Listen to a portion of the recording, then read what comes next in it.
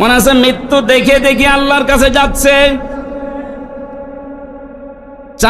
চারটা গলি তার বুকের ভেতরে, যাদের নির্দেশে কাজ হয়েছিল, আহ্বান জানাচ্ছি যারা দায়িত্বে আছেন, একটাকেও যেন ছাড়া না হয়। আরে কথা কোনোদিন ধারণা আনবেন না, বলবেন তো নাই যে ওরা মরে গেছে এমনি না। এদেশটা স্বাধীন করার জন্য ৭১ সালে যারা জীবন দিয়েছিল তাদেরকে যদি শহীদ বলতে পারেন, এ পৃথিবীর সবচাইতে বড় স্বৈরাচারী ফেরাউনের পরে এই হাসিনা। এর বাস্তব প্রমাণ আয়না ঘর। আমি মাটির নিচে যতদিন ছিলাম জানি না যে দুনিয়া বলে কিছু আছে কিনা।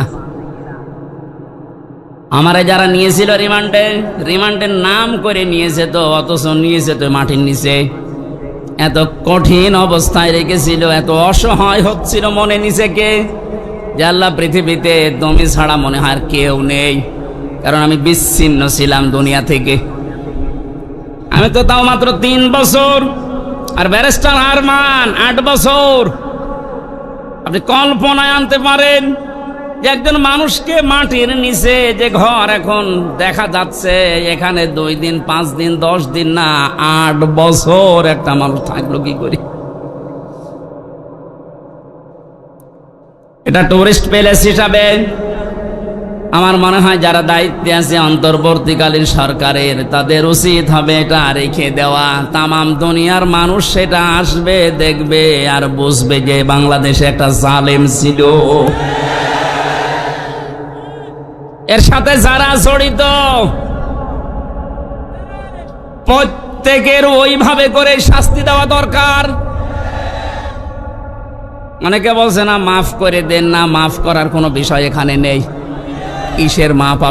আপনি তো ওই জায়গায় পড়েননি। তাই কোরআনে কারীম জানিয়েছে, ওয়াইন আকাবতুম ফাআকিবু বিমিসলি মা উকিবতুম বি। তোমার উপর যতটুকু অত্যাচার করা হয়, তুমি যদি প্রতিশোধ হিসাবে অতটুকু নাও, তবে কোনো দোষ নেই। আমি নিরপরাধের পরও যা করেছে, যেহেতু নিরপরাধ আমি প্রমাণ হয়ে গেছি গত পরশুদিন। কথা বলেন না কেন? গত পরশুদিন আমি তো প্রমাণ হয়ে গেছি যে আমার কোনো দোষ নেই। এই জন্য তো আদালত বেকসুর খালাস দিয়েছে। তাহলে যারা এর সাথে জড়িত টপটপটন, আমার কিন্তু কোনো সাধারণ মানুষ মামলার বাদী ছিল না, মামলার বাদী ছিল হাসিনা।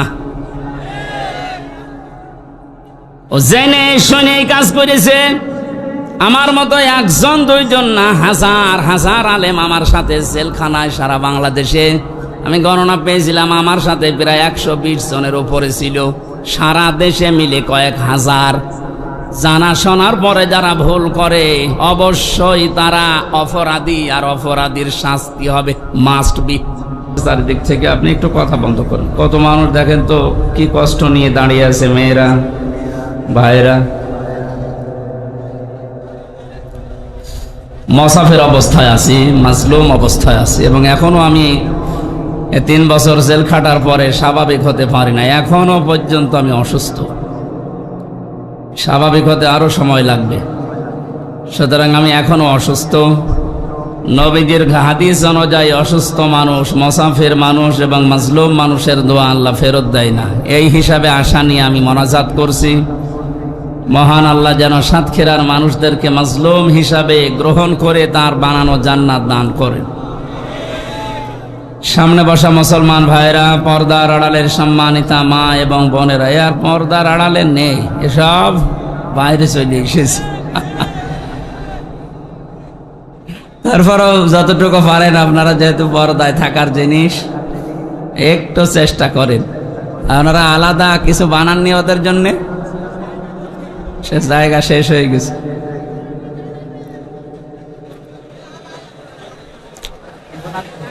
প্রশাসনের ভাইরা এখন আর বলা লাগছে না, কারণ প্রশাসন তো এখন না হলেও আমরা পারছি। কয়েকদিন আগে যে আনসার বাহিনী দিয়ে একটা বিশৃঙ্খলার চেষ্টা চালিয়েছিল কিছু জালেমেরা, জালেম যারা, এদের অন্তরে আল্লাহ মোহর মেরে দেয়। এজন্য ও মরণের আগে আর ভালো হয় না। এমনকি মরণের আগে যদিও চেষ্টা করে ও যে ভালো হয়ে যাব, আল্লাহ ওকে আর সুযোগ দেয় না। এর এই জুলমের কারণে ওকে আল্লাহ এমন ভাবে মরণ দেয়, পৃথিবীতে ও ইতিহাস হয়ে থাকে।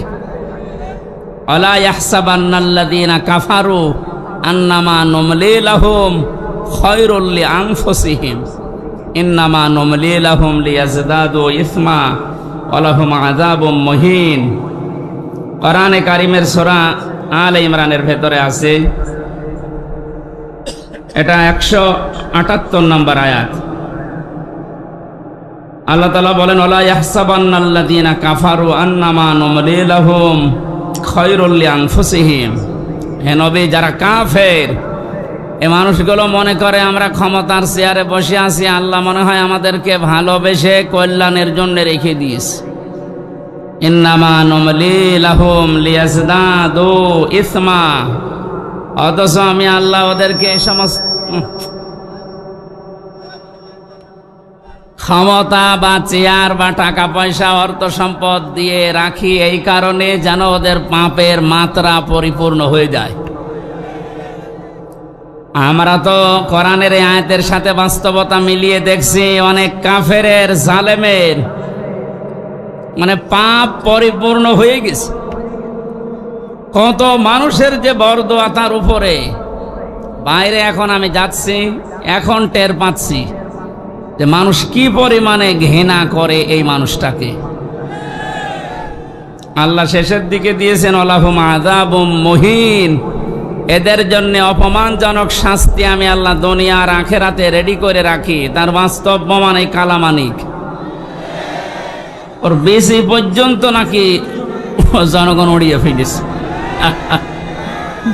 আপনি টের পাচ্ছেন কত বড় অপমান, ও মনে হয় মরে যাওয়া ভালো। গত পরশু দিন আমার মামলার হাজিরা ছিল, জজ সাহেব যতগুলো মামলা ছিল সব ঢিসমিস করে দিয়েছে, বলে এ মামলার কোনো বিচার করা যায়। আমি মনে করলাম যে প্রশ্ন করি যে স্যার, আপনার হাতেই তো 3 বছর ছিল এই মামলাটা, তখন তো জামিন দিলেন না, এখন হঠাৎ করে কি এমন শক্তি আপনার ভেতরে ভর করেছে? হয়তো জিজ্ঞাসা করলে বলবে যে আমার হাত বাঁধা ছিল, এখন আমার হাত খোলা আছে। সাদাকে সাদা, কালোকে কালো বলার সময় এখন, কারণ কোনো চাপ নেই।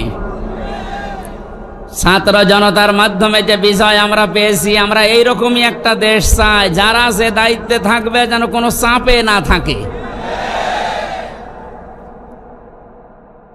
আপনারা জানেন সাবেক আইজি আব্দুল্লাহ আল মামুন এবং তার আগেরটা শহীদুল ইসলাম, দুইজনেই ধরা পড়ার পরে এখন 7 দিন আর 8 দিন করে রিমান্ডে আছে। এদের নির্দেশে নাকি এদেশের হাজারের উপরে ছাত্র ছাত্রীকে গুলি করে দুনিয়া থেকে বিদায় দেওয়া হয়েছে।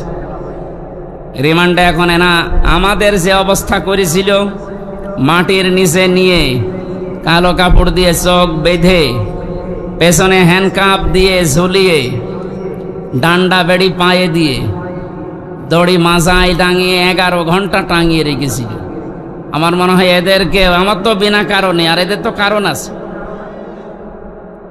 আবু সাইদ, মুগ্ধ, ইয়ামিন, আবু রায়হান সহ যত মানুষ হত্যা হয়েছে, এবং এই কয়েকদিন আগে এসে ভ্যানের উপরে লাশ তোলা হচ্ছিল, সেই লোকটাও ধরা পড়েছে। এদেরকে এখন আমাদেরকে যে দেখায় তো এই ডিম, এদের এই ডিম যদি একটু দেখান, এমনি সব স্বীকার করবে। সুতরাং যে মানুষগুলো জালেম ছিলেন, যারা জালেমের সহযোগী ছিলেন, জেনে বুঝে আপনি আর মুসলমান নেই, আপনি কাফের হয়ে গেছেন। এটা তো আমি বানালাম নাকি? কেউ যদি জালেম হয় আর কেউ যদি জেনে শুনে জালেমের সহযোগী হয়, তাকে সহযোগিতা করে, সাহায্য করে, যারা এগুলো করবে তারা নবীর উম্মত থেকে বের হয়ে যাবে। নবীর উম্মতের ভেতরে যদি না থাকে, ও কি? এই কথা বলেন। আমি মনে করলাম জিজ্ঞাসা করে যে স্যার, আপনি এতদিন তো এ কাজ করলেন না, হঠাৎ করে আমার বিচার শেষ হওয়ার পরে যেহেতু আমার সব ঢিসমিস করে দিয়েছে, আর কিচ্ছু নেই, একেবারে বেকসুর খালাস, তার মানে 3টা বছর পর্যন্ত আমাকে জেলে রাখা পুরাটা অন্যায়, আমার তো কোনো দোষ পেলেন না। এক কথা বলেন না কেন? যাদেরকে বিনা কারণে এভাবে বছরের পর বছর জেলে রাখা হয়, তারা যদি নির্দোষ প্রমাণ হয় বিচারের পর, যারা এ বিচার দিয়েছিল মামলার আয়ু থেকে শুরু করে টপ টু বটন প্রত্যেককে ওইভাবে জেল খাটানো দরকার। তাহলে যদি নাই বিচার প্রতিষ্ঠা হয়। ওনার যেমন হাত এখন খোলা, প্রত্যেক জায়গায় আমরা এরকম হাত খোলা পরিবেশ এবং বিভাগ চাই। কথা বলেন। কেউ যেন এ কথা বলতে পারে না হুজুর আমার কিছু করার নেই, উপরের নির্দেশ। ছাত্র জনতায় বৈষম্য দূর করার জন্য এই জীবনটা দিয়ে গেল। আমি গত কয়েকদিন আগে শহীদ আবু সাইদের কবরের কাছে গিয়েছিলাম, ওনার বাবার সাথে দেখা করি। আমার যা সামর্থ্য ছিল আমি টাকা পয়সা দিয়ে দোয়া করে এসেছি।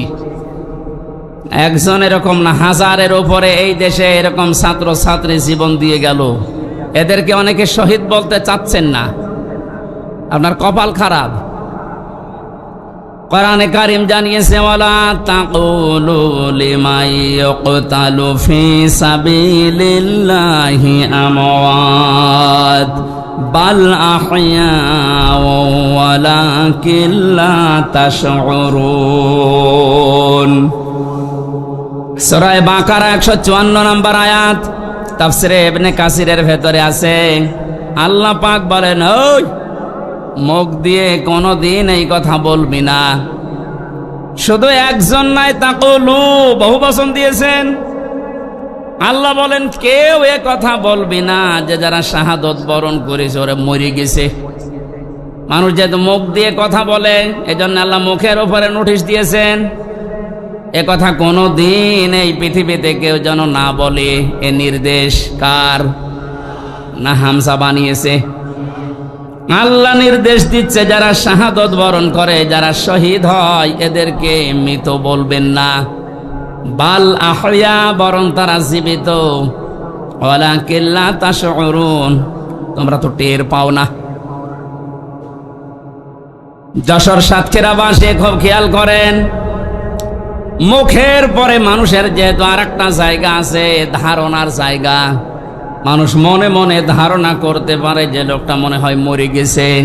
এই জন্য আল্লাহ ধারণার উপরে, মনের উপরে আল্লাহ নোটিশ জারি করে দিয়েছেন। ওয়ালা তাহসাবান্নাল্লাযীনা কুতিলু ফি সাবিলিল্লাহি আমওয়াতা বাল আহইয়াউন ইনদা রাব্বিহিম ইরযাকুন। সূরা আলে ইমরানের 169 নম্বর আয়াত। এটা তাফসিরে ফি জিলালিল কোরআনের তাফসিরে আছে। ব্যাখ্যা যত আছে 8-9 পৃষ্ঠা লেখা, সব বলতে গেলে সময় কভার হবে না, এজন্য আমি সামারাইজ করছি। মুখের ওপরে আল্লাহ নোটিশ দেওয়ার পরে আল্লাহ অন্তরের ওপরে নোটিশ দিয়েছেন যে ধারণাও করবি না। যারা শাহাদত বরণ করে এরা মারা গেছে, এ ধারণাও করা যাবে না। এ নির্দেশ কার? বাল আহইয়া, বরং তারা জীবিত। শুধু জীবিত না, ইনদা রাব্বিহিম ইরযাকুন, এরা আমি আল্লাহর কাছে রিজিক পাচ্ছে।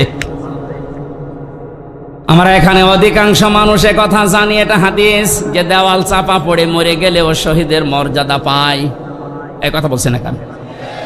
পানিতে ডুবে মরলে শাহাদতের মর্যাদা পায়। এই যে বন্যায় 18 জনের উপরে মারা গেল, সব শহীদ যদি ঈমান থাকে। আগুনে পুড়ে মরে গেলে শহীদের মর্যাদা পায়। পাহাড়ের উপর থেকে গড়ে যদি কেউ পড়ে মারা যায়, ও শাহাদতের মর্যাদা পায়। জালেমের জুলুমের সামনে নিজের জীবনটা দিয়ে চলে গেল, শহীদ হবে না। আপনাকে কে বলেছে? ওরকে আবার আর একবার মরে দেখানো লাগবে যে দেখেন আমি শহীদ হলাম কিনা। সুতরাং এগুলো যারা করছেন আপনি থামবেন, কোনোদিনে কথা বলবেন না। এ বিশাল বৈষম্য দূর করার জন্য নিজের জীবন পর্যন্ত যে লোকটা দিয়ে গেল, আপনি কি মনে করেন শহীদ আবু সাঈদের জীবনের কোনো মায়া নেই? আপনি যেমন নিজের জীবনকে ভালোবাসেন, ও ছেলেটাও তো এরকম ভালোই বাসতো। ওর বাবাকে আমি জিজ্ঞাসা করলাম ছেলে মেয়ে কয়টা? ছেলে বলছে 6টা। এটাই আমার ছোটবেলা থেকেই প্রতিবাদী ছিল। প্রতিবাদ মানে কি? অন্যায় যেখানে প্রতিবাদ সেখানে, এর আরবি হচ্ছে জিহাদ।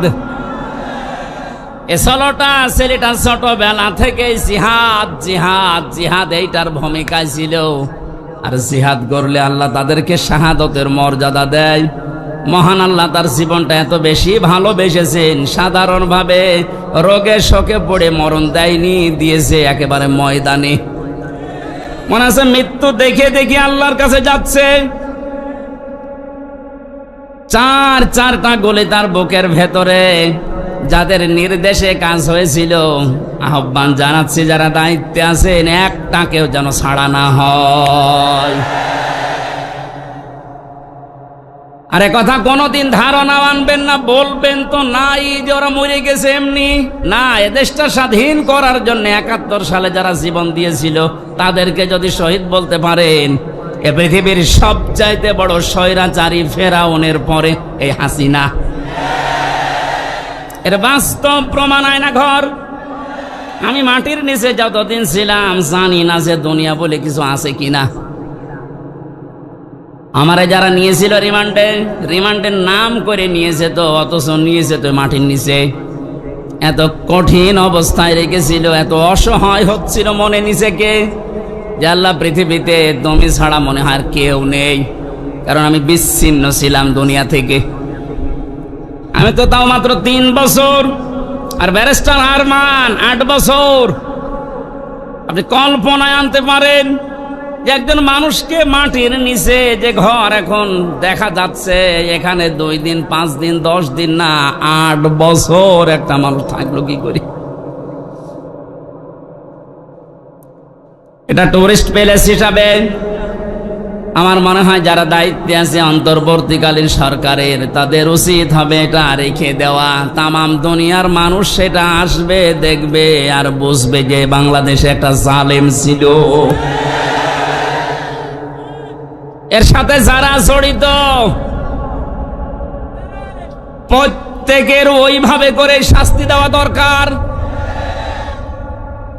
অনেকে বলছে না মাফ করে দেন, না মাফ করার কোনো বিষয় এখানে নেই। কিসের মাপ? আপনি তো ওই জায়গায় পড়েননি। তাই কোরআনে কারীম জানিয়েছে, ওয়াইন আকাবতুম ফাআকিবু বিমিসলি মা উকিবতুম বিহি।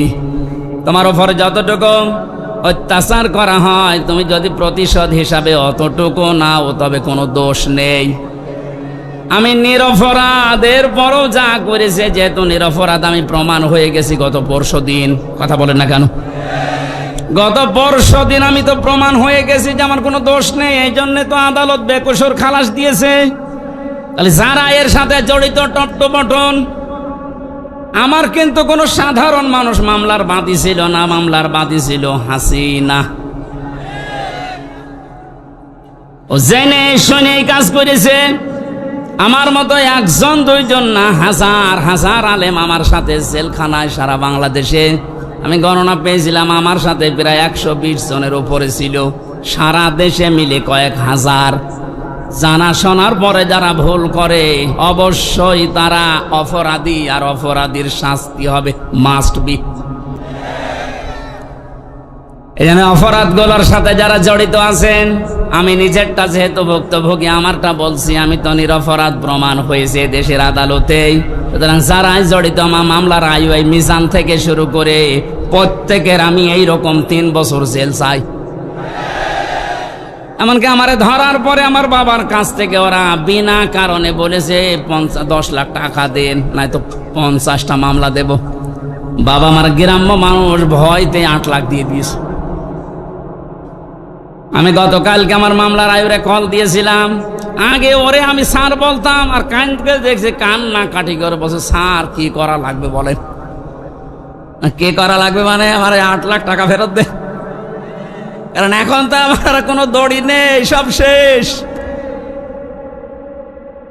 শুধু আমার মামলা না, এদেশে যত মানুষকে বিনা কারণে আজ বন্দি ঘরে, আয়না ঘরে, জেলখানায় আটক রাখা হয়েছে, এদের সাথে যারা জড়িত কিছুই তো প্রমাণ করতে আপনি পারবেন না। এদেশের 18 কোটি মানুষ যদি মাফ করে দেয় আপনাকে, কোরআন আমার সামনে ব্যারিস্টার আরমানের স্ত্রী আপনারে মাফ করবে না।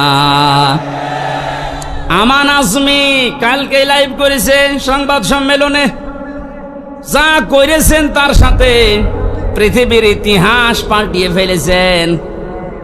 এই জন্য আল্লাহ জালেমদের এত কঠিন এবং করুণ এবং ভয়ঙ্কর পরিণতি নিয়ে আসে। কালকে আদালত থেকে বের হওয়ার সময় দেখলাম হাজী সেলিম হাউ মাউ করে কাঁদছে। এজলাস আমি কিছু জানি না, কথা মুখ দিয়ে ভালো বের হয় না। নৌকা বলতে কি হৌকা বলে, নৌকা বলতে পারে না। কি হইল বলেন তো? জালেমের যতগুলো হত্যা মামলা, তার একটার যদি রায় হয় হত্যা মামলার, তে ফাঁসি হবে তার। অথচ বয়স যায়, এই বয়সে ও যে চরিত্র এখন দেখা যাচ্ছে, আমার মনে হয় এটা মুখে আনতেও আমার ঘৃণা করে। মানুষ এত নিচে নামে কি করে? এই যুবক মানুষে যদি একটু উল্টা পাল্টা করে তো মেনে নেওয়া যায়। ও 80 বছর বয়স, ওর শরীর চলে না, আর কি করছে? ওর দৃশ্য দেখে শয়তান মাঝে মাঝে হাসে, আল্লাহ তুমি আমারে শয়তান বানিয়েছো। হাজি নামে কলঙ্ক, হাজি সেলিম যে কত টাকার মালিক ছিল শুধু আল্লাহ জানে, আর ও জানে, তাছাড়া কেউ জানে না। টোকাই থেকে এ পর্যন্ত পৌঁছিয়ে কি হইল আপনার? শেষ বয়সটা একটু আল্লাহ বিল্লাহ করে দুনিয়া থেকে বিদায় নেবেন, সে অবস্থা এখন আপনার নেই। যদি মামলার রায় হয়ে যায়, সারাটা জীবন এখন ফাঁসির কন্ডেম সেলে ধুইকে ধুইকে মরা লাগবে। আর ফাঁসির কন্ডেম সেলে যে খাবারটা দেয় আমি তো দেখেছি 3 বছর। আমি সাধারণ মামলার আসামি, অথচ আমার 3টা বছর রেখেছে ফাঁসির কন্ডেম সেলের ভেতরে, যোগাযোগ বিচ্ছিন্ন। এত বড় অফিসার শুধু আমি না, মাওলানা মামুনুল হক থেকে শুরু করে যতগুলো আলেম আমরা ছিলাম, প্রত্যেকের সাথে, বিশেষ করে আমাদের এই 2 জনের সাথে বেশি। আমাদের এক জায়গায় যেতে দেয় না, একটু কথা বলতে দেয় না। কেউ যদি আমাদের কাছে আসে, কারারক্ষী দিয়ে পাহারা দেয় যে ওর কাছে যেন কেউ না যায়, আবার সিসি ক্যামেরা দিয়ে রাখে। কেন এমন কড়াকড়ি করলেন? কি হলো আপনার? মাজায় দড়ি দিয়ে, হাতে ব্যান্ডেজ লাগিয়ে, হ্যান্ডকাফ লাগিয়ে, ডান্ডা বেরি পরিয়ে যখন আদালতের সামনে দিয়ে নিয়ে যেত, মনে হচ্ছে গরু নিয়ে যাচ্ছে। ও বাংলার মুসলমানেরা, আমি আর যাই করি না কেন, আমার তো মনে হয় আমার নামের আগে একটা আলেম শব্দ লেখা আছে। এই কথা বলছে না কেন? এমনকি আমি একেবারে অপরিচিত না। এদেশে যদি 100 জন মানুষ পরিচিত থাকে, সবাই চেনে যাকে, তার ভেতরে হামজা একজন। রাস্তা দিয়ে আসলে মায়ের কোলে বসে বসে হামজা হুজুর যাচ্ছে, তার মানে পেটের ভেতর থেকে শুনে আসতেছে হামজা নামে একজন আছে। ওরা জানতো না। ওরা জানার পরেও মানুষগুলো যে আচরণ করেছে, আমাকে যতই বলেন মাফ করে দেন না, আমি মাফ করব না। আমি মাফ করে দিলে আমার স্ত্রীর 3টা বছর আপনি নষ্ট করিয়েছেন। আমার 2টা মেয়ে, ছোটটা আমার এখনো পর্যন্ত চেনে না। কি দুঃখ আমার মনে। ও মনে করে যেরকম বহু হুজুরে 3 বছরে আমার বাড়িতে এসেছে দেখা করার জন্য, এইটা ওই রকমই একটা হুজুর। জেলখানা থেকে বেরিয়ে যেদিন বাড়িতে এসেছি, আমার বলছে হুজুর আপনি আমাদের বাড়িতে আসেন, চলো। এখন আমাকে ডাকে না, কাছেও আসে না। আমার সাথে যা যা করেছেন, আমি চাই প্রতিটি জালেমের সাথে যেন আল্লাহ এইরকমই এই দেশে করে। এগুলো যদি না করে ছেড়ে দেন, তাহলে জুলুম আবার আসবে। আর এগুলোর বিচার যদি হয়, জালেমদের এই দৌরাত্ম থেমে যাবে। আল্লাহ রাব্বুল আলামিন জানিয়েছেন, জালেমদের সবচাইতে ভয়ঙ্কর পরিণতি, ইন্নামাস সাবিলু আলাল্লাযীনা ইয়াযলিমুনান নাস। সূরা শূরা 25 নম্বর পারার 6 নম্বর পৃষ্ঠা 13 নম্বর লাইনের 42 নম্বর আয়াত। এটা তাফহিমুল কোরআনে আছে, ব্যাখ্যাটা আমি খুব ভালো করে দেখেছি। এ জামানার মুজাদ্দিদ সাজ্জাদ আবুল আলা মাউদুদী রহমাতুল্লাহ আলাইহি এত সুন্দর করে আয়াতটার ব্যাখ্যা লিখেছেন। আমি পড়লে আমার কাছে আশ্চর্য লাগে আয়াতটা। আল্লাহ পাক বলেন, এই পৃথিবীর ময়দানে জালেমদের দৌরাত্ম যাই হোক না কেন, দুনিয়া একদিন তো শেষ হবে। মরণের পরে আমি আল্লাহ নিজে জালেমদের বিরুদ্ধে নিজে মামলা দায়ের করব। এদেশে 15 বছর যারা ছিল, পৃথিবী এখন প্রমাণ পেয়েছে অন্তত আয়না ঘরের মাধ্যমে যে এরা জালেম ছিল। জালেমদের বিরুদ্ধে মামলা হামজার না আল্লাহর? কথা বলেন। এটা নির্দ্বিধায় এখন বলতে পারি এদেশের দায়িত্বে যারা ছিল, বিশেষ করে 1734 জন মানুষ,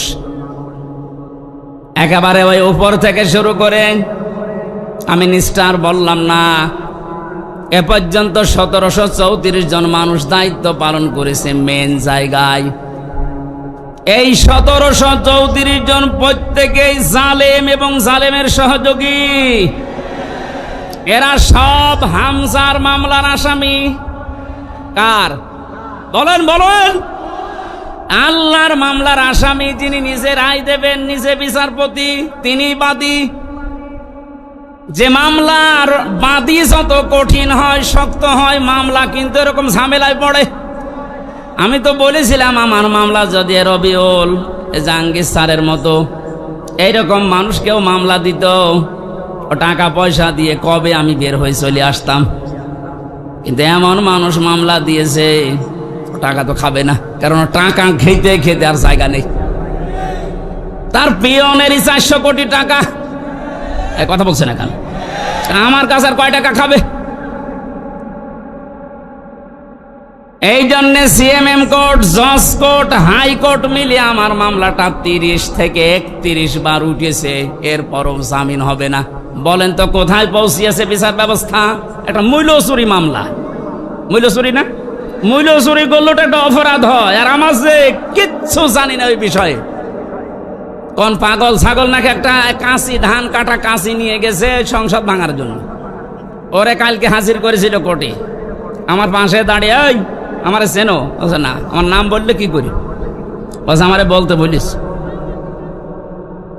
জজ সাহেব যে হাসছিল কালকে পরশুদিন, একেবারে খালাস দিয়েছে এমনি না। বলছে আমি কি দেখে বিচার করবো মামলার? কোনো মাল ম্যাটারেস নেই, যা সব শেষ করে দিলাম। মামলা বলতে আর কিচ্ছু নেই।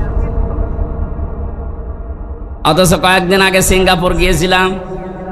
এদেশের জালেম যারা ওই দেশে এখন আশ্রয় নিয়েছে, ওরা ওই দেশের মন্ত্রণালয়ের কাছে, পররাষ্ট্র মন্ত্রণালয়ে যারা দায়িত্বে আছে, ওদের কাছে নালিশ দিয়েছে হামজার নামে, যে ওর মামলা আছে বাংলাদেশে আর ওই এই দেশে আছে। কথা বললো কি করি? শয়তানি করার জায়গায় দেশে আর পাচ্ছে না, এখন বাইরে শয়তানি করছে।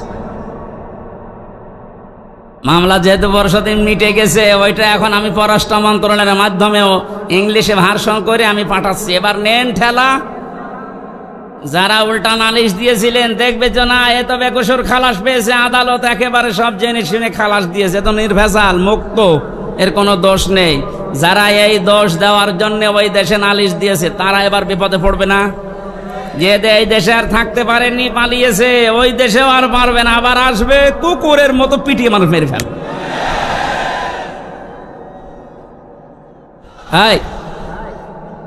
ঠিক আছে ভাই। সাতক্ষীরাবাসী এই জন্য মজলুমের দোয়া, বরদোয়া থেকে আমাদের বেঁচে থাকা দরকার। জালেমদের পরিণতি এত কঠিন এবং ভয়ঙ্কর। আল্লাহ নিজে যেহেতু মামলা দিচ্ছেন, যারা জালিম, এই জালিমদের পক্ষে থাকলে, সাহায্য করলে, সহযোগিতা করলে যেহেতু ঈমান নষ্ট হয়ে যায়, নবীর উম্মত থেকে বের হয়ে যায়। এখনো পর্যন্ত যারা এই জালেমদের পক্ষে সমর্থন জানাচ্ছেন, স্ট্যাটাস দিচ্ছেন, ভিডিও কলে কথা বলছে আপা ভয় পাবেন না, আপনি ভয় পেলে আমরা ঘাবড়িয়ে যাই। কত বড় শয়তান!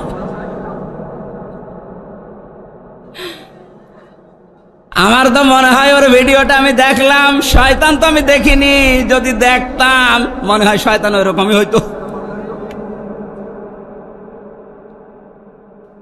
এখনো পর্যন্ত যদি জালেমের কেউ সাপোর্ট করেন, এখানে কেউ থাকেন, আপনি তাওবা করেন, নাই তো আপনিও বেঈমান হয়ে মরবেন।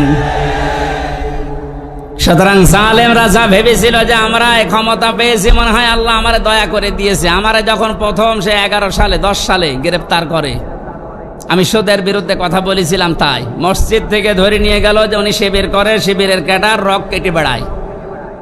আমার ওসি সাহেব নিয়ে গেল, প্রথমে সেই আয়াতটা ধরছে যে কুলিল্লাহুম্মা মালিকাল মুলকি তুতিল মুলকা মান তাশা ওয়া তানজিউল মুলকা মিম্মান তাশা ইলা আখির আয়াত।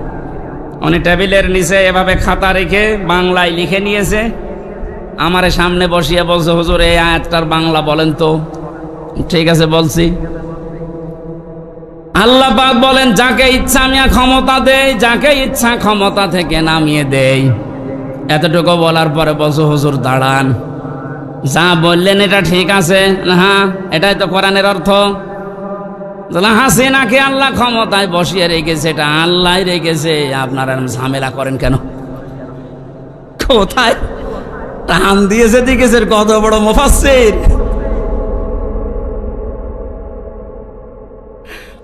সূরা আলে ইমরানের 178 নম্বর আয়াতটা গত কয়েকদিন আগে আমি তাফসীর সব পড়তে গিয়ে দেখি ওই ওসির কথার পুরা উল্টা। আল্লাহ বলেন, কাফের জালেম এদেরকে আমি ক্ষমতার চেয়ারে বসিয়ে রাখি যেন ওদের পাপের মারতা পরিপূর্ণ হয়ে যায়। পাপ যখন একেবারে পরিপূর্ণ হয়ে যায়, তখন আর ভালো হওয়ার নিয়ত থাকলে ওরে আমি আর সুযোগ দেই না, যেমন ফেরাউনকে দেইনি। তখন আমি কি করি? ওদের জন্য যন্ত্রণাদায়ক এবং অপমানজনক একটা শাস্তির ব্যবস্থা করি। আমার মনে হচ্ছে পৃথিবীতে আল্লাহ যদি কিছু নাও দেখায়, ইনুর সাথে যা দেখালো আমার জীবন ধন্য হয়ে গেছে। এই শয়তান আমার এমপি থাকাকালীন কুষ্টিয়ায় ঢুকতে দিত না, বলতো শিবির করে ও ঢুকতে পারবে না।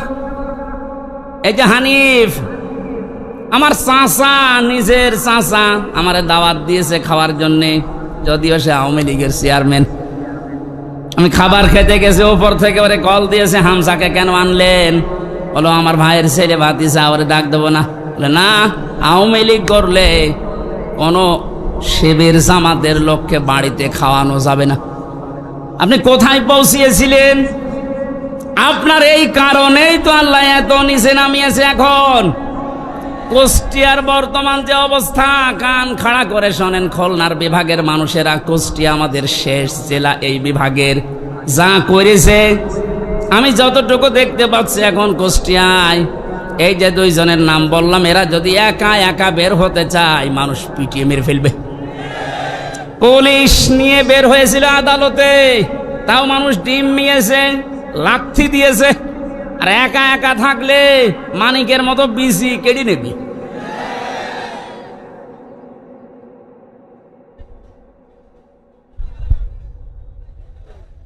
এই জন্য জালেমদের কিন্তু পরিণতি খুব খারাপ। তারা আল্লাহর মামলার আসামি, তাদের দুনিয়াও শেষ, আখেরাতও শেষ। এক কথা বলেন না কেন? দুনিয়া শেষ কেন? আল্লাহু লা ইয়াহদিল কওমাজ জালিমিন, জালেমদেরকে আল্লাহ পথ দেখাচ্ছে না, দেখাবেও না। ইয়াহদি এটা মোজারে, বর্তমান, ভবিষ্যৎ, প্রেজেন্ট, ফিউচার। কোন জালেমকে আল্লাহ হেদায়েত দিচ্ছে না, দেবে না। এজন্য আমরা যেন জালেম না হয়, নারী হোক আর পুরুষ হোক, কোন বিষয়ে যেন জুলুম করবেন না। অনেক মহিলা আসে তার স্বামীর উপরে জুলুম করছেন, আছে। মেয়েরা মাঝে মাঝে কল দিয়ে বলে, হুজুর পুরুষদের বিরুদ্ধে কিছু বলেন না। না, আপনাদের বিরুদ্ধে বলছি এই কারণে, কারণ আপনার যে স্বামী যত খারাপ হোক, ও কিন্তু ফেরাউনের মতো না। ফেরাউনের জীবনে আমি পড়েছিলাম, এত বড় শয়তান, ভয়ঙ্কর স্বামী পৃথিবীতে কারো ভাগ্যে আসবে কিনা আমি জানি না। নিজের স্ত্রী আসিয়ার হাতের ভেতরে প্রেক লাগিয়েছে, পায়ের ভেতরে শলাকা লাগিয়েছে, মাথার উপরে গরম তেল ঢেলে দিচ্ছে শুধু ইসলামের কারণে। এই কপালের ভেতরে প্রেক দিয়েছে। এ কঠিন অবস্থায় যখন এ শাস্তি চলছিল, আল্লাহ জিবরাইলকে পাঠিয়ে দিলেন, জান্নাতটা মেলে ধরো। হযরতে জিবরাইল এসে যখন জান্নাত দেখালেন, হযরতে আসিয়া ডাক দিয়ে বলেছিলেন, মাবুদ তুমি আমার জন্য জান্নাত পাঠিয়েছো, আমি জান্নাত চাই না, আমি চাই তুমি যেখানে থাকো ওই জায়গায় একটা ঘর আমার জন্য বানিয়ে দাও, যেন সব সময় তোমাকে দেখা যায়। দ্বিতীয় নম্বর, একটু ভালো করে মেয়েরা, এটাই আপনার ওয়াজ। দ্বিতীয় নম্বর তিনি বলেছিলেন, ওয়ানাজ্জিনি মিন ফিরআউনা ওয়া আমালিহি ওয়ানাজ্জিনি মিনাল কওমিজ জালিমিন। সূরা তাহরিমের 12 নম্বর আয়াত। হযরতে আসিয়া বলেছিলেন, মাবুদ, আমার স্বামী আমার উপর যে অত্যাচার জুলুম করছে, লোকজন দিয়ে নিচেও দেখতেছে, তুমি এই জুলুম অত্যাচার থেকে আমাকে বাঁচাও, কিন্তু আমার স্বামীর উপরে তুমি গজব দিও না। ও বাংলার মা বোনেরা, আমি আপনাদেরকে ভালোবাসি, কারণ যে 4টা কারণ না মানলে মেয়েরা জাহান্নামে যাবে, তার 3 নম্বরে এইটা। স্বামী যাদের আছে, এই মানুষগুলোকে যারা জায়েজ পন্থায় খুশি করতে পারে না, ওই মেয়ে লোক নামাজ রোজা হজ যাকাত করলেও জাহান্নামী। অনেকে এটা হয়তো বোঝেন না, বা বোঝার পরেও না জেনে না বুঝে ভুল করছেন। আপনাকে আমি থামার জন্য বলছি, এ পৃথিবীতে সবচাইতে বড় মেহমান আপনার জন্য আপনার স্বামী। আমি যে উদাহরণ দিলাম যে এই মহিলার মতো এত বড় ভয়ঙ্কর স্বামী দুনিয়ায় কারণে এ যশোর, খুলনা, বাগেরহাট, এ সাতক্ষীরা তো নেই। না না, এত বড় খারাপ স্বামী আছে কার? আছে মানে আপনি কি ওইরকম নাকি?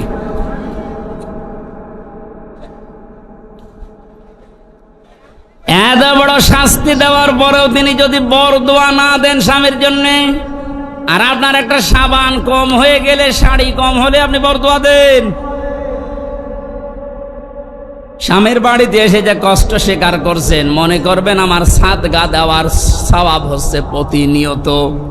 এখানে যে সমস্ত মা বোনেরা স্বামীর বাড়িতে অত্যাচার, জুলুম, নির্যাতনের শিকার হয়ে আছেন, আপনার কিন্তু প্লাস পয়েন্ট, আপনি জান্নাতের দিকে এগিয়ে যাচ্ছেন। মাঝখান থেকে ফেরাউন মার্কা যদি আপনার ওই স্বামীটা হয়, ও জাহান্নামের দিকে এগিয়ে যাচ্ছে। বলেন নাউজুবিল্লাহ। এই জন্য আমার স্ত্রীর দ্বারা যেন স্বামী জুলুমের শিকার না হয়, স্বামীর দ্বারা কোনো স্ত্রী যেন জুলুমের শিকার না হয়। জুলুম এত বড় মারাত্মক একটা অপরাধ। আর জুলুমু যুলুমাতুন ইয়াউমাল কিয়ামাহ, নবীজি বলেন জুলুম কিয়ামতের দিন ঘোর অন্ধকার হয়ে মানুষের সামনে দেখা দেবে। না আমরা যা করি না কেন, অন্তত জুলুম থেকে যেন আমরা বেঁচে থাকি। বলেন আমিন। এটা আল্লাহ এত বেশি ঘৃণা করেন এই জুলুমকে। সূরা ইব্রাহিম 13 নম্বর পারা 19 নম্বর পৃষ্ঠা 12 নম্বর লাইনের 42 নম্বর আয়াতটা আল্লাহ জালেমদেরকে নাজিল করেছেন তাদের দেখে। ওয়ালা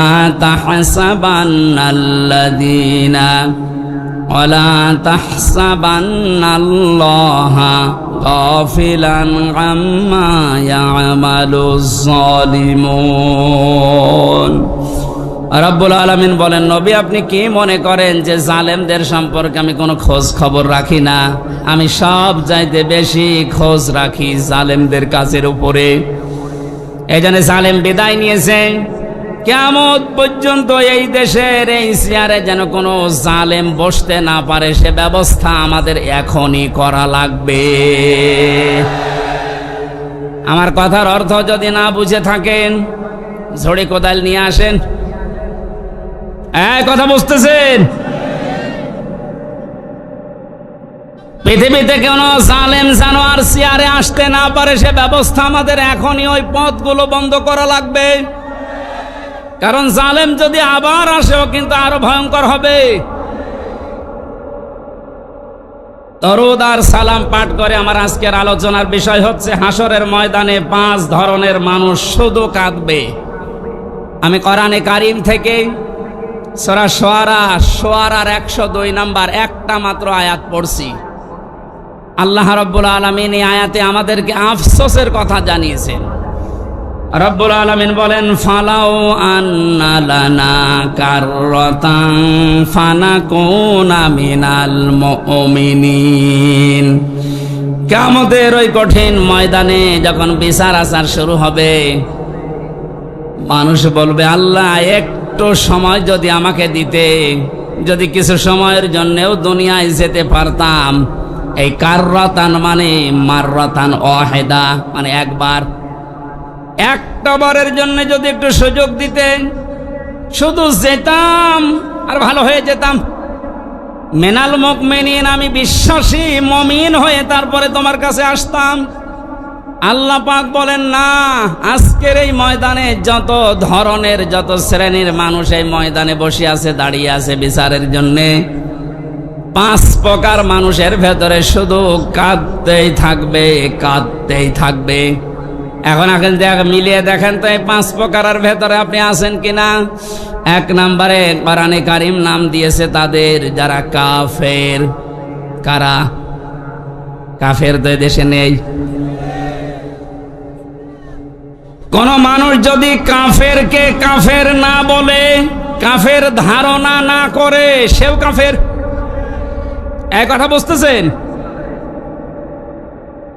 আপনি কাফেরকে কাফের মনে করেন না, ধারণাও করেন না, মনে করেন না আমার মতোই ও মুমিন, আপনিও কাফের হয়ে যাবেন। কোরআনে কারীম কাফের কাদেরকে জানিয়েছে, ইন্নাল্লাযীনা কাফারু বিআয়াতিনা। কাফেরের যতগুলো সংজ্ঞা আছে, 1 নম্বরে আল্লাহর কোরআনের আয়াতকে যারা মিথ্যা মনে করে এরা হচ্ছে কাফের। এদেশে এরকম মানুষ নেই? আরো জোরে বলেন। আজকে 4 তারিখ, 1 মাস আগে মাত্র এতগুলো মানুষ এক জায়গায় কোরআনের কথা শুনবে। 96% মুসলমানের দেশে 14 জায়গায় পারমিশন নেওয়ার পরেও অনুমতি মিলত না। কথা বলেন না কেন? আমির হামজা কুষ্টিয়া থেকে আসবে ওর বাবার কথা বলার জন্যে, ওর দাদার কথা বলার জন্যে। আপনিও জানতেন যে ও কোরআনের তাফসীর করে, ও তাফসীর করার জন্য আসবে। এই যে জানা শোনার পরে শুধু আন্দাজে একটা এক লাগিয়ে যাও জামাত ইসলাম করে, ও শিবির করে, এই ধোয়া তুলে আপনি বন্ধ করে দিতেন, আপনি কাফের। কারণ এই কাজটা করে দুনিয়ায় কাফেরেরা। এই কাজটা যে কাফেররা করে আমি বানালাম। বলেন বলেন। সূরা হামিম সেজদা 26 নম্বর আয়াত, وقال الذين كفروا لا تسمعوا لهذا القرآن والغوا فيه لعلكم تغلبون। রব্বুল আলামিন বলেন কাফেররা সিদ্ধান্ত নিয়েছিল 1500 বছর আগে, সব চলতে দাও দুনিয়াতে, কোরআন যেন না চলে। 15 বছর এইটা সিদ্ধান্ত চলছিল যে সব চলতে দাও, 12 মাসে 13 পূজা না 14 পূজা হোক, অসুবিধা নেই। কোন অনুষ্ঠানে বাধা দিয়েছেন আপনি বলেন? না, শুধু একটা অনুষ্ঠানে বাধা ছিল, কোরআনের। বলেন বলেন। এ কাজ কাদের?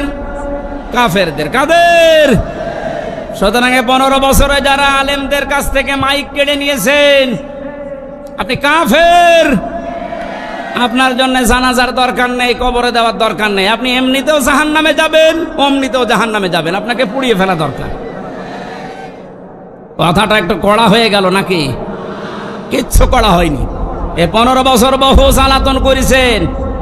বাংলাদেশের 64 জেলার প্রায় 36টার উপরে জেলায় আমাকে কোরআনের কথা বলতে দেয়নি, তার ভেতরে সাতক্ষীরা একটা। কথা বলেন না কেন? বহুবার এসে এসে সেই কুষ্টিয়া থেকে এখান থেকে আবার ফেরত দিয়েছে রাত 10টায়, 9টায়, 11টায়। যান, হবে না। কেন? কোনো দোষ নেই। কোরআনের কথা বলতে যারা বাধা দেয়, আল্লাহ বললেন এরা কাফের, আর আপনি কাফের মনে করেন না, আপনিও কাফের। আর কিয়ামতে সবচাইতে বেশি কাঁদবে কারা? এরকম কাফের যদি সাতক্ষীরায় থাকেন, মুসলমান হন। আমি পরশুদিন একটা মুসলমান বানিয়েছি গাইবান্ধায়। না, ও আসলে হিন্দু। যারা বাধা দেয় কোরআনে, এরা হিন্দুর চাইতেও খারাপ। ডক্টর মোহাম্মদ ইউনূস লোকটাকে চাই মনে করেন। অনেকে লাফাচ্ছে যে হ্যাঁ ওর কি, আপনি কি বোঝেন? ওর খুঁটি কোন জায়গায় বাধা, ওর পেছনে কোন দেওয়াল আছে আপনি টের পাচ্ছেন? বিভিন্ন ইস্যু তৈরি করে মাঠে ময়দানে নামেন আর বাড়ি ঘেরাও করব, বাড়ি ঘেরাও করব। আরে ভাই, ইউনূস কি আপনি এখনো টের পাননি? আমার এই যে মোবাইলটা কালকে আদালত দিয়েছে 3 বছর পরে, এ মোবাইলে যদি কল আসে সর্বোচ্চ তারেক জিয়ার পিএস অপু ভাই থেকে কল আসবে, এর চাইতে উপর থেকে আর আসবে না। উনি আমার সাথে 3 বছর জেলে ছিল, একটা পরিচয় আছে। তারেক জিয়ার পিএস অপু, নাম শোনেননি? উনি হয়তো কল দিতে পারে, খুব ভালোবাসে আমারে। আর ডাক্তার ইউনূসের মোবাইলে কল আসে একেবারে বারাক ওবামা, জো বাইডেন থেকে, শি জিনপিং থেকে। আপনি টের পান, আন্দাজে লাফান। আনসারের নাম নিয়ে লাভ দিয়েছিলেন, পিটিয়ে মানুষ ঘরে ঢুকিয়েছে। ওদের যে চরিত্র দেখবেন কিছুদিন পরে এই রাজবাড়ি গোয়ালন্দ ঘাটের এই বেশ্যাদেরকেও রাস্তায় নামাবে। ওরা এটাই চালাচ্ছে এখন, কিচ্ছু ছিঁড়তে পারবেন না। এ লোকটার পেছনে যাই থাক, যে খুঁটি আছে ও খুঁটি নড়ানোর জন্যে ভারত, চীন, রাশিয়া এদের দ্বারা সম্ভব না। তামাম দুনিয়াও যদি এখন একদিকে হয়ে যায়, ওরা একদিকে থাকলে তাও পারা সম্ভব না। বাস্তবতা ওইটাই বলে। মানে ক্ষমতা নেওয়ার পর দিন থেকেই ঘোষণা দিয়েছে এদেশে অন্যান্য ধর্মীয় অনুষ্ঠান যেভাবে চলে, পূজা পার্বণ, কোনো অনুমতি লাগে না। আল্লাহর কোরআনের অনুষ্ঠানে এদেশে কোনো অনুমতির প্রয়োজন আর কোনো দিন হওয়ার দরকার নেই।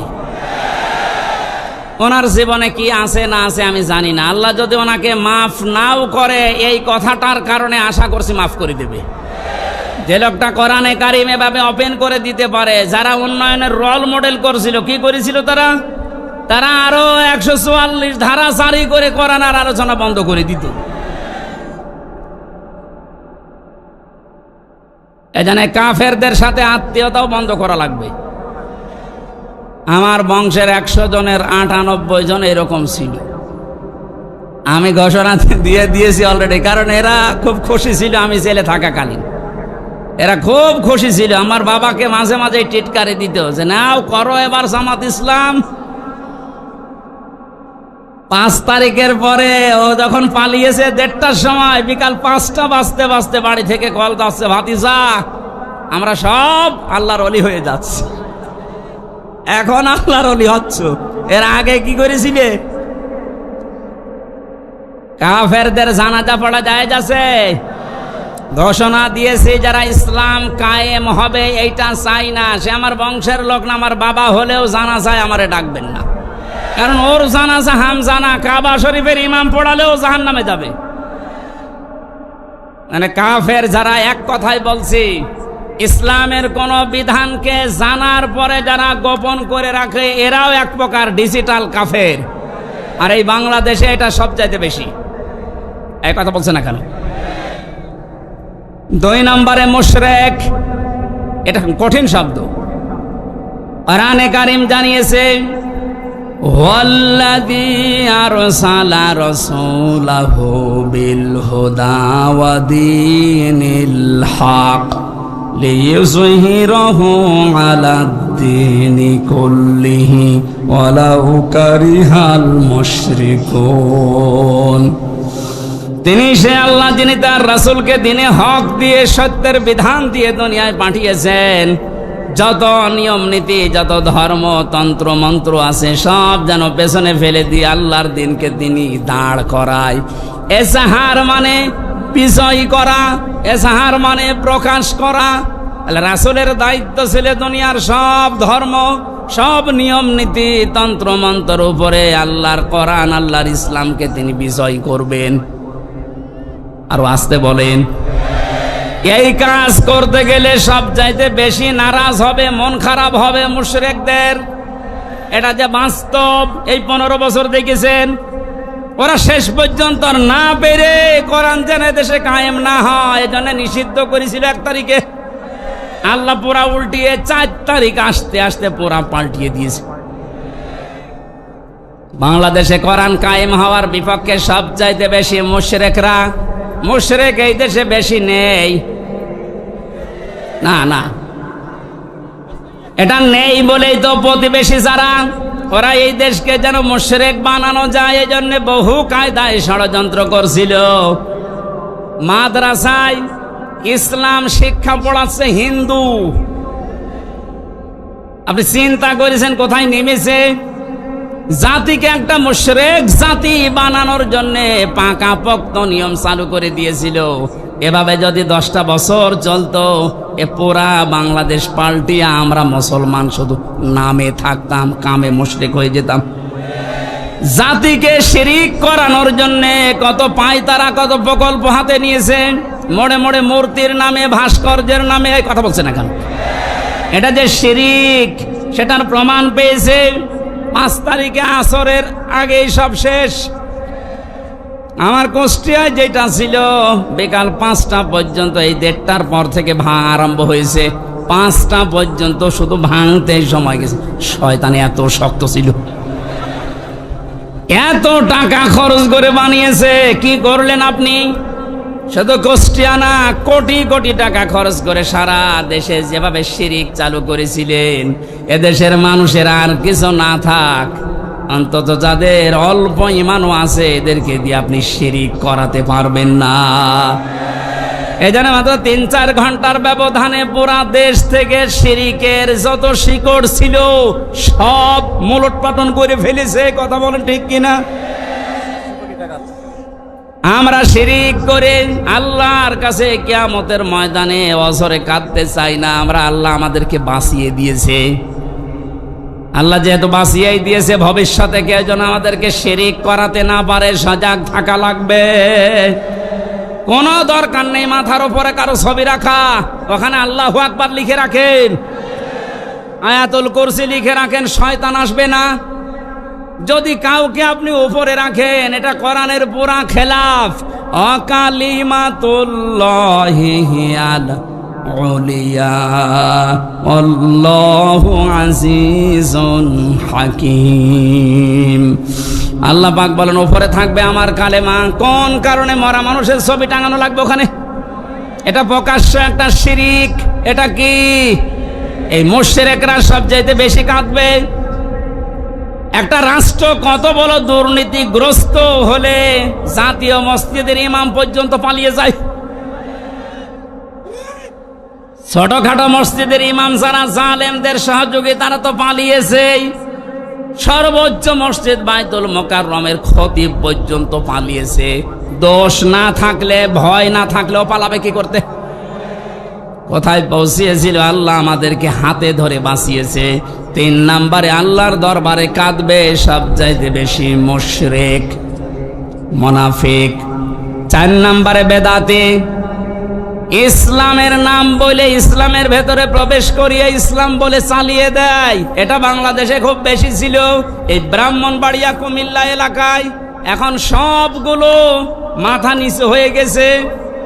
বিশেষ করে চট্টগ্রাম এলাকায় যে নূরে বাংলা, ইংলিশ বাংলা, জাঙ্গি হুজুর নাম শোনেননি? প্রকাশ্য বেদাত চালু করেছিল। কবরের পাশে যে বলতো, হে খাজা, ও আল্লাহর ওলি, আপনার কাছে পরীক্ষার্থীরা এসেছে, একটু দোয়া করে দেন। আরে কবরে যারা থাকে ওরা সব চাইতে বড় অসহায়, সে কি করে দোয়া করবে? সুতরাং এই বেদাত যারা চালু করেছিলেন, এই শিরিক, তাদেরকে এখন জাতির শিক্ষা দেওয়া দরকার। নয়তো সময় যদি একটু নরম হয়ে যায়, ওই বেদাতিগুলো কিন্তু আবার মাথা ছাড়া দিয়ে উঠবে। 5 নম্বরে সবচেয়ে বেশি কান্নাকাটি করবে হারামখোর, যেটা এখন কাঁদতেছে। আমি কয়েকদিন আগে বাইরের কয়েকটা রাষ্ট্র ঘুরে আসলাম, মালয়েশিয়া, সিঙ্গাপুর দিয়ে, দেখেছি যে হারামখোর ছাড়া তাদের সম্পদ কি পরিমাণ। বেগম পাড়া বানিয়েছে। ভ্যান চালিয়ে যদি উপায় করা লাগতো, কিয়ামতের আগে বেগম পাড়া বানাতে পারতো না। সবগুলো টাকায় জনগণের। কথা বলেন, শিক্ষকদের বেতন হয় না, আর ওর এক মেয়ের বিয়েতে 12,000 কোটি টাকা খরচ করে। ওর মুখে মারবেন না কোন জায়গায় মারবেন? হারামখোর যারা, থামেন। কি করবেন? হারাম উপায় করে হাসি সেলিমের দিকে তাকান, দরবেশের দিকে তাকান। টাকা কম ছিল ওর, কিন্তু সব টাকা এই দরবেশের। হারাম, হারাম এবং হারাম। কিচ্ছু নিয়ে যেতে পারবেন না হারাম উপায়কারী যারা। যেহেতু বর্ডার এলাকার মানুষ আপনারা, এই এলাকায় তো আর হারাম নেই। এই পাশের মাল ওই পাশে দেয়, ওই পাশের মাল এই পাশে নিয়ে আসে। এটা চুয়াডাঙ্গার দর্শনার্থীদের দায়িত্বে ছিল এমপি টগর, ওর ভাই বাবু এই কাজে জড়িত ছিল। এখান থেকে স্বর্ণ পাচার করে প্রতিবেশীকে দিয়ে দিত, আর প্রতিবেশী থেকে নিয়ে আসতো ডাল। তাও মসুরির ডাল না, ফ্যান্সি ডিল। জনগণ শাস্তিও দিয়েছে এরকম। অবৈধ ইনকাম করে যা বানিয়েছিল সব আল্লাহর রাস্তায় পুড়িয়ে দিয়েছে। এখান থেকে একটু শিক্ষা নিতে পারেন না? এত বড় বড় হারামখোর, এদেরকে যদি আল্লাহ এরকম অপমান করতে পারে, আপনি আর আমি কিচ্ছু না। কার জন্য হারাম কাজ করবেন, কার জন্য হারাম উপায় করবেন? ফামান যুহজিহা আনিন নার ওয়া উদখিলাল জান্নাতা ফাকাদ ফাজ। আল্লাহ পাক বলেন, এই পৃথিবীর ময়দানে আসল হার জিত না, আসল হার জিতের জায়গা হচ্ছে ময়দানে মাহশার, আখিরাতের ময়দান। এখানে আমি আল্লাহ যাকে জাহান্নাম থেকে মুক্ত করে জান্নাত বলে ঘোষণা দেব, এই লোকটার জীবন সফল। এই চিন্তাধারা যাদের ছিল তাদের সাথে কয়েকজনকে পেয়েছিলাম জেলখানায়। তার এক নম্বরে আমার দৃষ্টিতে ভালো মনে হয়েছে ডাক্তার শফিকুর রহমান, জামাত ইসলামের শ্রদ্ধাভাজন আমিরকে। একটা মুরব্বী মানুষ, এর যে ইবাদত, এর যে ঈমান, এর যে তাওয়াক্কুল, আল্লাহর প্রতি ভরসা কোন পর্যায়ের এ মাথায় ধরবে না। একটা সেজদায় 45 মিনিট, 1 ঘন্টা, 1.5 ঘন্টা, 2 ঘন্টা একটা সেজদায় কাটিয়ে দিতে 65 বছর বয়স। অথচ আমার মতোই 32 বছর যুবক মানুষ 12 রাকাত নামাজ পড়তে মাত্র 1 ঘন্টা লাগে। তাও তো হাফেজ। উনি হাফেজ না, শুধু কয়েকটা সূরা তেলাওয়াত করে সেজদা দিত। এক সেজদায় 1-1.5 ঘন্টা, 2 ঘন্টায় পড়ে অজরে কাঁদতো। মাঝে মাঝে বলতো, হামজা, আল্লাহ আমাকে যদি মাফ করে দেয়, এইটাই আমার জীবনের আসল সফলতা। তারা ইখলাস দেখে আজ দলে দলে পালে পালে মানুষ ইসলামের দিকে ঝুঁকতেছে। কথা বলে না কেন? কোরআনে কারীম জানিয়েছে, ওয়ারাইতান নাসা ইয়াদখুলুনা ফি দীনিল্লাহি আফওয়াজা। হে নবী, আপনি দেখতে পাবেন দলে দলে পালে পালে মানুষ ইসলামে প্রবেশ করছে। সেই দৃশ্য যেহেতু আমরা বাংলাদেশে এখন দেখতে পাচ্ছি। আগস্টের 5 তারিখের আগের জরিপ পেয়েছিলাম, এদেশে ইসলাম কায়েম হোক, এটা চাইতো 100 জনের মাত্র 20 জন। এই যে এখন আজকে 4 তারিখ, কালকের জরিপ পেয়েছি, এই দেশে এখন 100 জনের 35 জন মানুষ চাচ্ছে যে ইসলাম কায়েম হোক। আর কিছুদিন যেতে দেন এভাবে, যদি 51% মানুষ চায় যে দেশে ইসলাম কায়েম হোক, তখন আর কেউ বাধা দিয়ে আটকাতে পারবে না। এটা আমরা দেখতে চাই কিনা? এই চুপ করেন।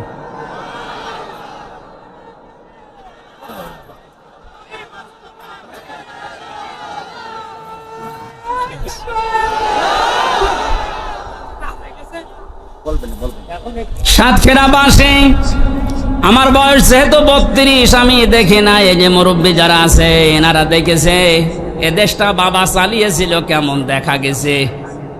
কথা বলছে না কেন? বাবার সময় অনেকে দুর্ভিক্ষে পড়েছিল না? কথা বলে না কেন?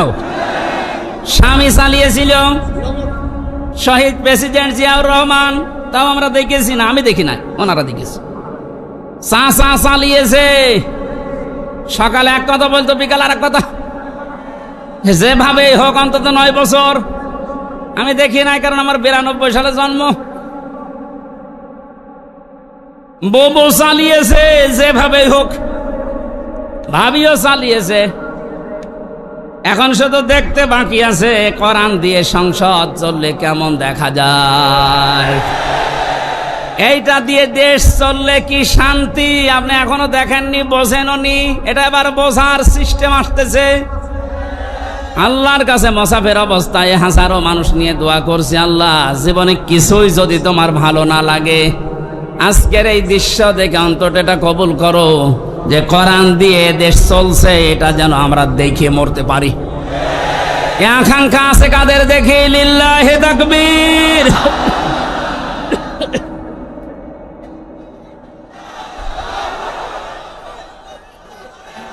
আলহামদুলিল্লাহ। ভাই, এই হাত শুধু সামিয়ানার নিচে নাকি বাইরে যাবে না? অনেক মুনাফিক আছে, আন্দাজে হাত তোলে, জায়গা মতো যে উল্টিয়ে যায়।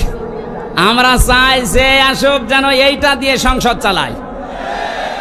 আল্লাহ এই দৃশ্য দেখে মরার তৌফিক দিন, আমিন। 5 প্রকার মানুষের যে কান্নার কথা শুনলেন, 1 প্রকারের ভেতরও থাকবেন না।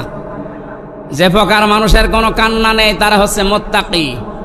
আল্লাহ আমাদেরকে মুত্তাকি হওয়ার জন্য যে 9টা গুণ আছে, আজকের এই মাহফিলের খরচ বাদ দিয়ে বাকি যে টাকাগুলো বেঁচে যাবে ওই টাকাগুলো সব বানভাসী মানুষের জন্য ওনারা পাঠাবে। আল্লাহ যেন এটা কবুল করেন। আগামী